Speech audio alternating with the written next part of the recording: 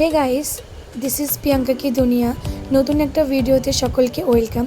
তো আমিও চলে গেছিলাম ধূমকেতু মুভি দেখতে, আমি এবং আমার বান্ধবী সাধনা, বেলুর রঙ্গোলি মলে। তো ভিডিওটা কেমন লাগবে আশা করছি সকলের ভালো লাগবে।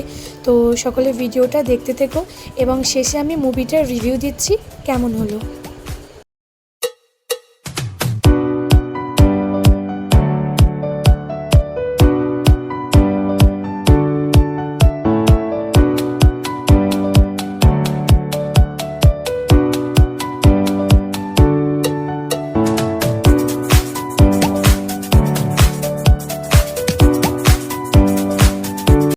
ফাইনালি মুভি শুরু হলো।